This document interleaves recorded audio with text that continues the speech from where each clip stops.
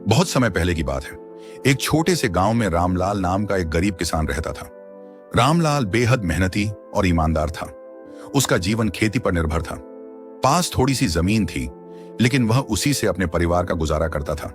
हालांकि मौसम की अनिश्चितता और गरीबी के कारण रामलाल की जिंदगी मुश्किलों से भरी थी। एक साल बारिश समय पर नहीं हुई, खेत सूख गए और फसल बर्बाद हो गई। रामलाल के पास इतनी भी आमदनी नहीं हुई कि वह अपना परिवार चला सके। उसकी पत्नी सरला और 2 बच्चे भूख से परेशान थे। पूरे गांव में अकाल का माहौल था। कई किसानों ने अपनी जमीन बेच दी, लेकिन रामलाल ने हार नहीं मानी। उसने सोचा, अगर मेहनत और ईमानदारी से काम करूंगा तो भगवान जरूर मेरी मदद करेंगे। नए प्रयास रामलाल ने खेती के अलावा कुछ और काम करने का फैसला किया। वह सुबह जल्दी उठता और अपने खेत की देखभाल करता। फिर दिन में गांव के बड़े किसानों के यहां मजदूरी करता। शाम को वह बाजार जाकर लकड़ी और फसल से जुड़े छोटे मोटे सामान बेचता। धीरे धीरे उसकी मेहनत रंग लाने लगी। उसने जो थोड़े पैसे कमाए, उससे उसने अपने खेत को बेहतर बनाने के लिए बीज और खाद खरीदी। एक दिन रामलाल अपने खेत में काम कर रहा था। खुदाई करते समय उसे एक बड़ा घड़ा मिला। वह घड़ा मिट्टी से भरा हुआ था, लेकिन रामलाल ने उसे बाहर निकाला। उसने सोचा, यह घड़ा बहुत पुराना है, इसे बेचकर कुछ पैसे मिल सकते हैं। लेकिन जैसे ही उसने घड़े को साफ किया, उसमें से सोने के सिक्के निकलने लगे।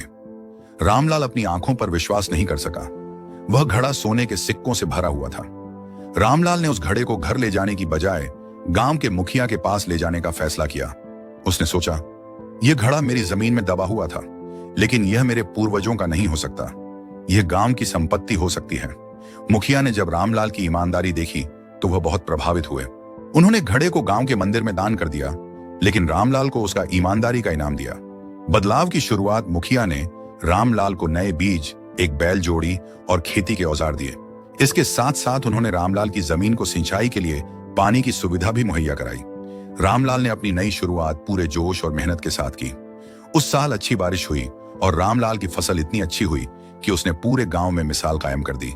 उसने अपनी फसल से न केवल अपने परिवार का पेट भरा, बल्कि गांव के जरूरतमंद लोगों की भी मदद की।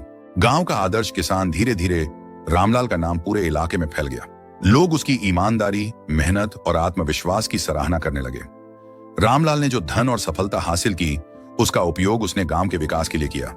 उसने एक स्कूल और एक छोटी सिंचाई व्यवस्था बनवाई, जिससे गांव के दूसरे किसानों को भी फायदा हुआ। कहानी की सीख, यह कहानी हमें सिखाती है कि मेहनत और ईमानदारी का फल हमेशा मीठा होता है। कठिनाई चाहे कितनी भी बड़ी क्यों ना हो, अगर इंसान सच्चाई और धैर्य के साथ काम करे तो सफलता उसके कदम चूमती है। रामलाल की तरह हमें भी अपने संघर्षों से घबराना नहीं चाहिए, बल्कि उनसे सीखकर आगे बढ़ना चाहिए।